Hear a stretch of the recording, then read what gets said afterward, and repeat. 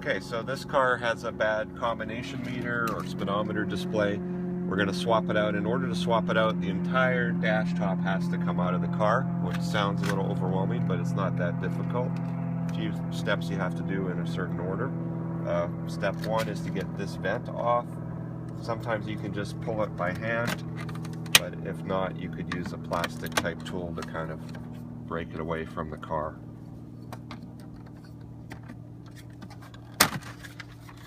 And then behind that plastic vent, there's this Phillips screw. And there's one more Phillips screw above the hood release.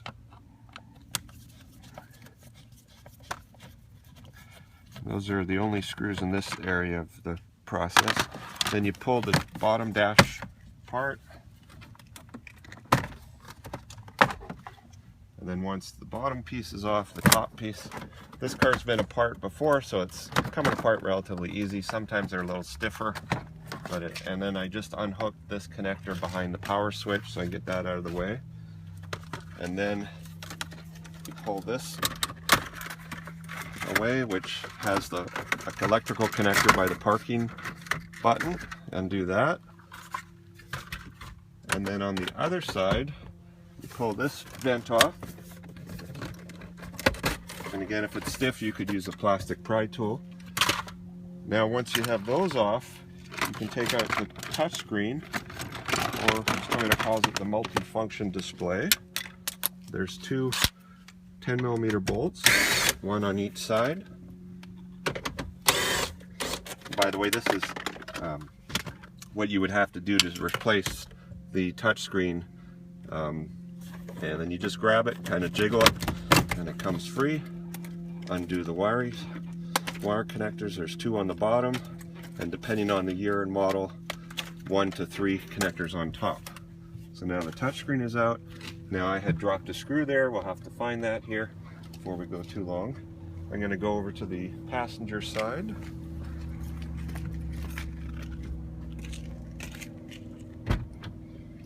And continuing on, this vent comes out.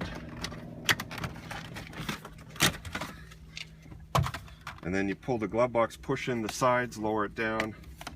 There's a little strut clip here. Pop that off. And then the top of the dash, or the top of the glove box, has to come out. So what you need to do is throw all the stuff that's in the glove box somewhere. And the part that I find most annoying on this whole job is getting these little round things about the size of a quarter off from behind the glove box. They're really in there tight, and you need like a small screwdriver or a pocket knife, but they're especially the right. Okay, so I got these little screw covers over, and you may not even want to put them back on when you put it together because they're just kind of in the way. And then there's two Phillips screws behind them that hold the top of the glove box to the main dash. These have to come out. And once those screws are out, just kind of jiggle it and it will release. Pick up the screws, there's a little rubber pad here. And then you pull it back, and then there's an airbag connector. You of course want to make sure the car has not been turned on, or you should even leave the key away from the car because wouldn't want an airbag accident. But you slide this little lever here over, and that releases the connector. And then on the back side of the glove box, there's a little white plastic barb. A pair of small pliers will help release that. And now you've released the airbag. Now along the top of the glove, or of the dash top, there's a couple of screws. There's two on this side and 1 or 2 on the driver's side, but those have to come out.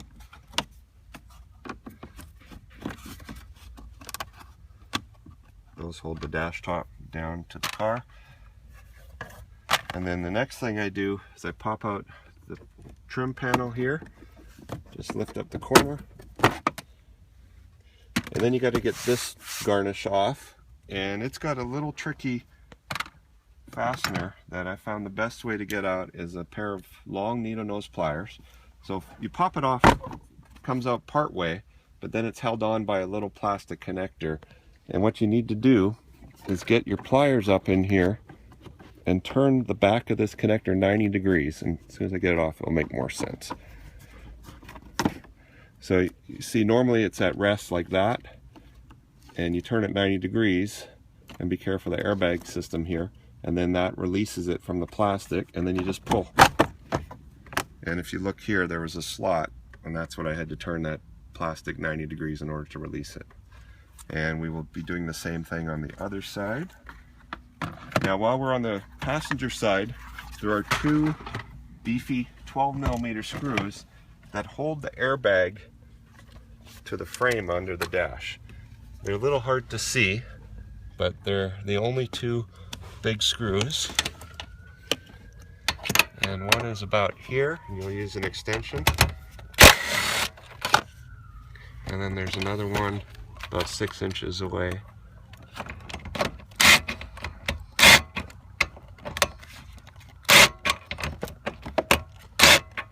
No trouble seeing it here. And these 12mm screws were holding the airbag to the car. So now the dash top would be free to move. So we're going to switch back over to the driver's side. And here's the other airbag screw. Okay, so same thing, we pull out this little trim panel with a small screwdriver or butter knife. And then pull this out by hand till it stops. Get your long pliers in front of the airbag, clip the little black thing, turn it 90 degrees to release, and then just pull that out. And on this side there's one Phillips screw holding the dash top.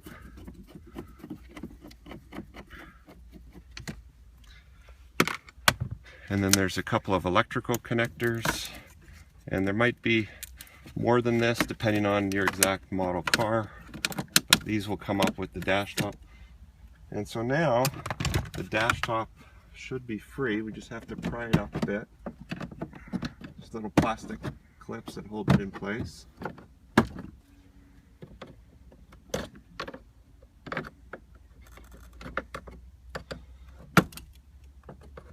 Let's go down the line here.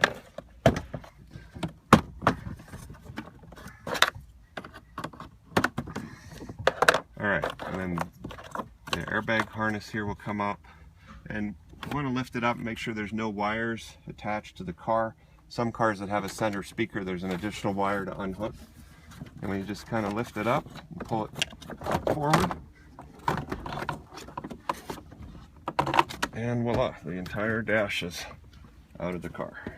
Then you take it to a place you can work and turn the dash upside down. We brought the dash top in a place where you can lay it down, either on cardboard or a towel or foam, something to protect it. Here you can see the airbag from the passenger side. This is the main instrument cluster. The circuit board that we're going to replace is behind here. So there's going to be a few screws and fasteners and cables to unhook in order to replace that piece. So we ordered a replacement combination meter, and it comes from a company that refurbishes them. And you have to give them the VIN and the odometer reading, and they program that into this board. But this is the unit we will be replacing. And this one's got some dirt and blemishes on it. Do you think they would have at least gave it a Windex wipe before shipping it? But we'll give that a clean up, and that's what we're going to be replacing. So to get the old one out, there's a few screws we have to remove. Some of them are pretty, oh, first of all you can undo this electrical connector, and then there's a big black screw here, there's some little ones here,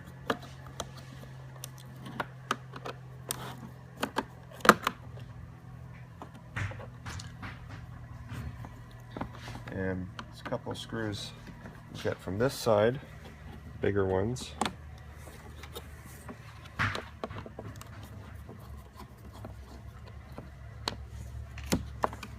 And that allows us to tilt the unit up a bit.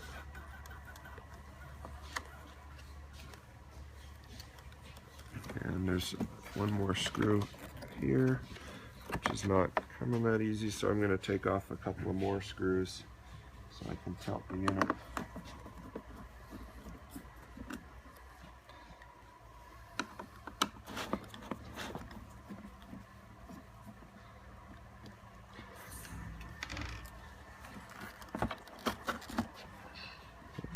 This last one out here.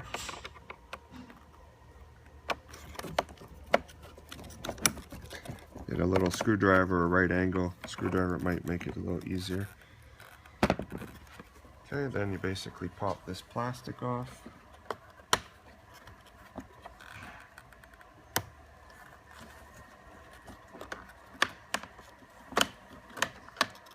Oh, there's one more screw underneath I missed.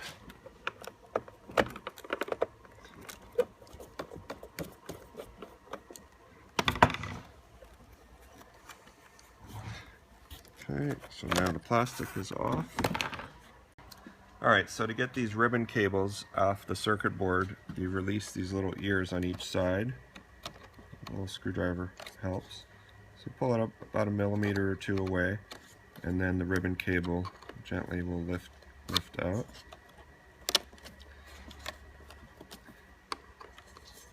Should use something soft, but basically that's how they come out.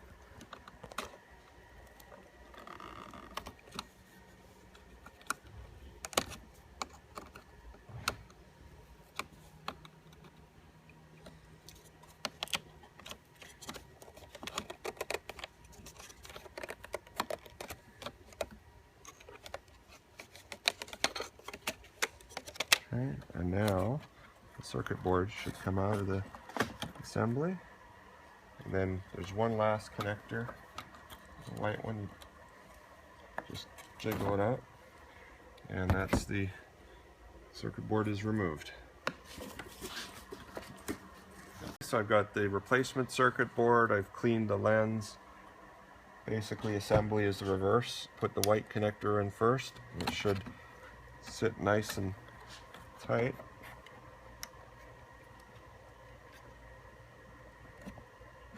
Definitely want to make sure that it's seated. To check here that it's completely flush, and then you can fold this over and keep the ribbon cables out of the way for a minute. And there's little registration pins. Oh, and those silver screws, I'm sorry, you don't need to remove those. Those were not involved.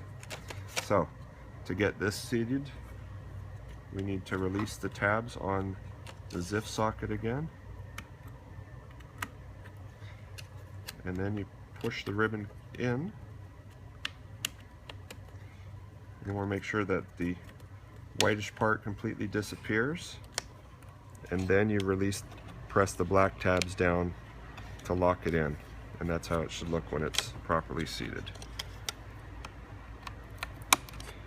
So, release the socket.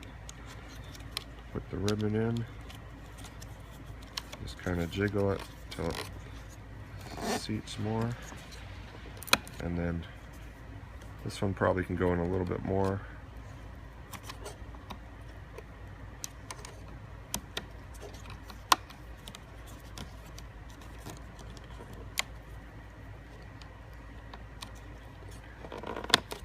There we go, and make sure these are seated nice and flush.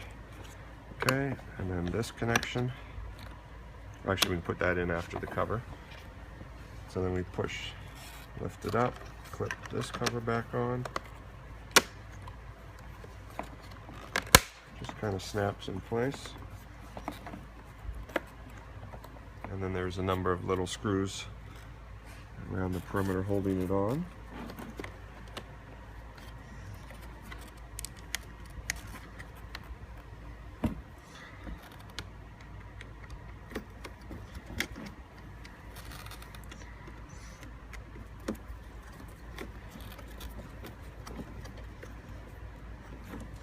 One there, one underneath the center thing, which is Kind of annoying to get to.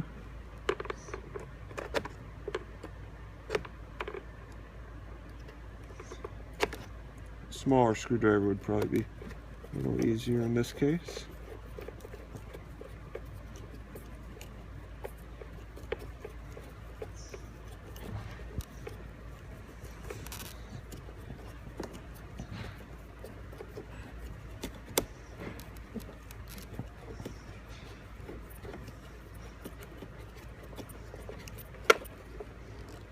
Okay.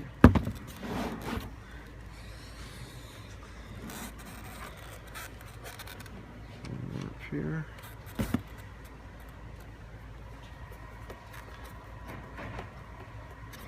I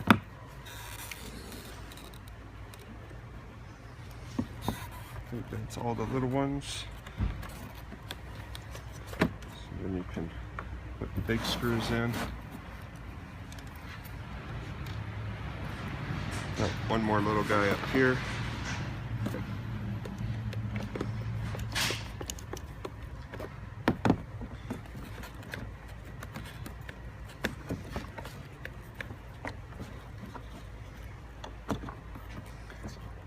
Oh, and you probably want to set the old one aside in a safe place, because if you break it, you won't get your $300 core deposit back, which is substantial.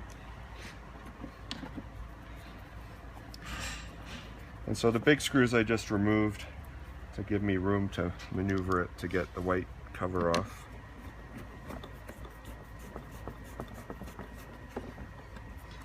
Put the connector back in. I'll make sure it's seated real well.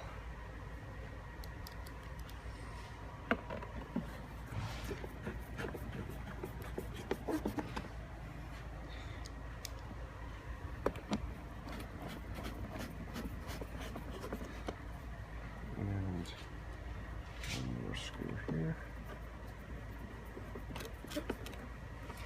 And that's it. So now the screen has been replaced, ready to go back in the car now. Alright, so we're going to put the dash top back in the car. Carefully lift it in.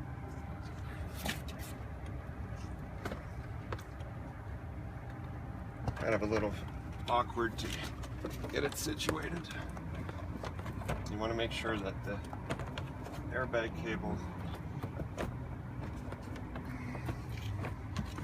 so you kind of have to make sure it clears the vent, gets in towards the dash, make sure this yellow cable's behind, and then these little snaps should line up. Any electrical connectors you undid, hook them back up. And again, if you have an extra speaker up here, there'll be a hidden connector behind there. And then you just sort of pop these clips in, and now the dash is situated, and then we need to put the fasteners back in.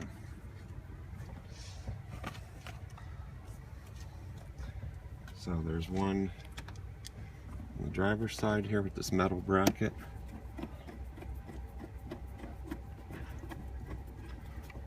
And then two on the passenger side.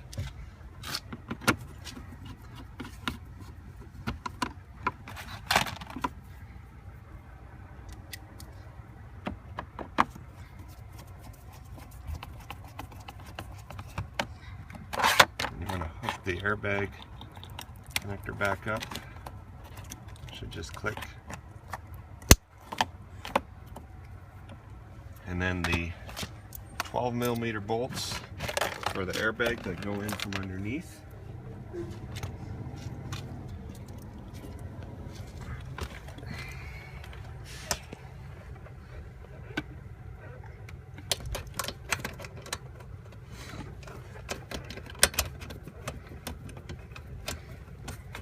A little hard to see where they go, but if you get way down, you'll be able to figure it out.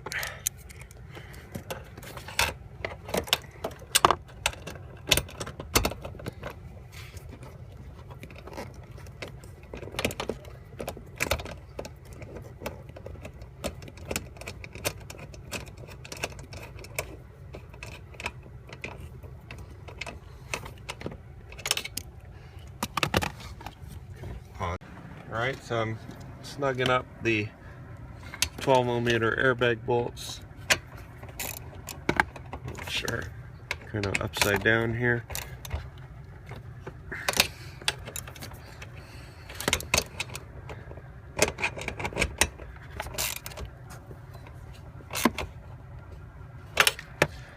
Okay. We put the A-pillar garnishes back. So basically you start at the bottom towards the dash.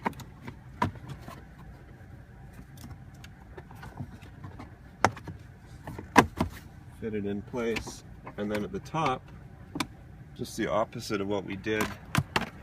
Leave the long pair of pliers, and you got to turn this black thing 90 degrees, get it started in the top, and then make sure the rubber is on the inside, and it just should pop in place. And then the corner garnish, you start at the front, and it kind of pops in. It's kind of like a Lego cart.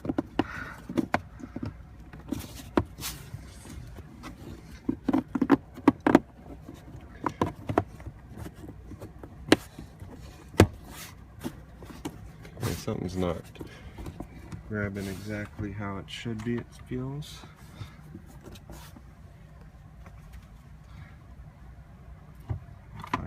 Putting this piece back in.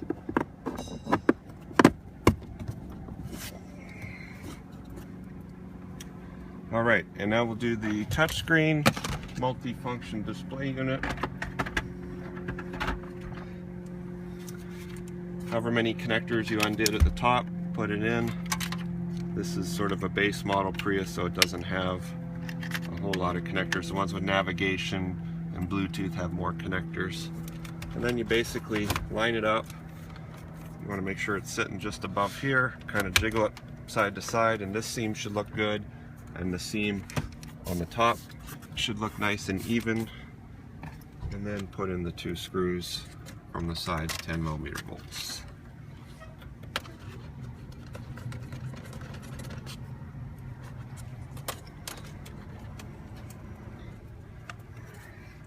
And these you probably want to screw in by hand rather than use an impact gun.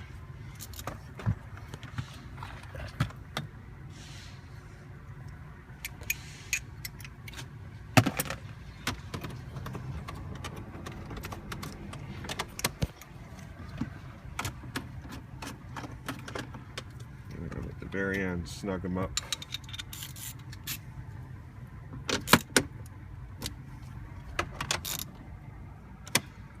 Alright, switch. Alright, so we're putting the A-pillar garnish in. So I'm going to get it in front first, get it lined up, and then turn the little black thing 90 degrees. It might not be black on your car, but sort of pops in. What that does is it protects this from flying off completely when the airbag deploys and banging the person in the head, so it kind of stops it but allows the airbag to drop down. Make sure the rubber gasket is on the outside, and it just kind of snaps in.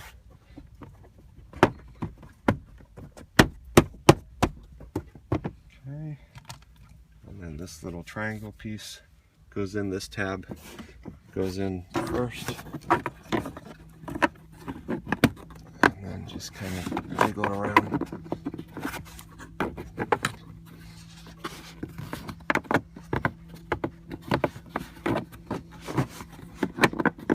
Can be a little funny sometimes, but just keep working it. It will pop in eventually. And then the top of the glove box, we need to put that assembly in.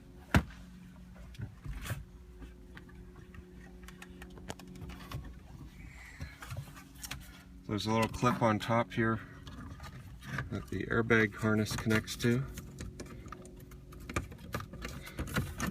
And slide the whole thing in, and at first it pops in, and then you need 2 screws.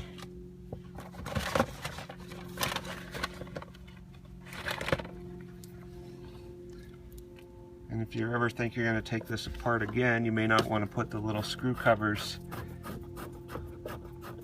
round quarter-sized covers.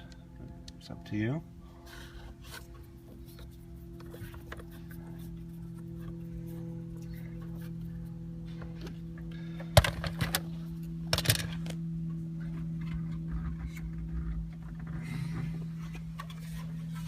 Then the vent here goes in. You want to have the glove box open, and it should just pop in again. Check your seams. It's all good.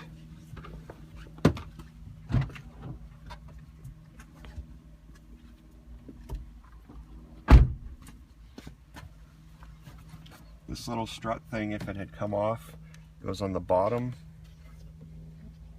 pivot point, and you clip the glove box to the hinge at the bottom, flip it up, and then put the little strut on the side,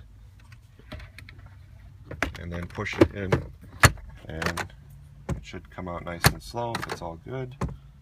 And then the last piece is the external vent, and again it just pops in, and the car is all back together now.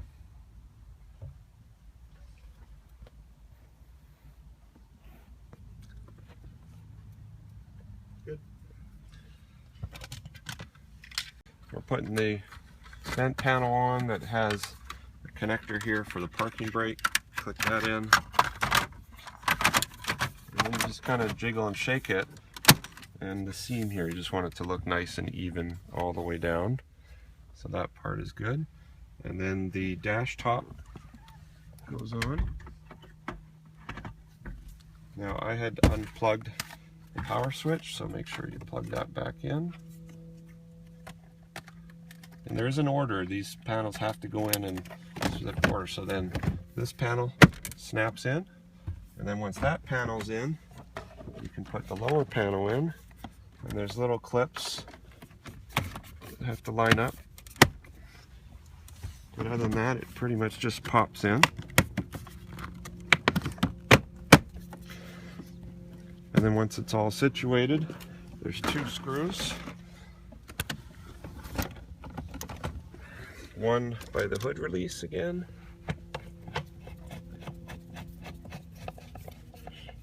and one under the leftmost vent panel. And then the last item will be the left vent. And that's the wrong side of the car. Make sure you have the appropriate panel.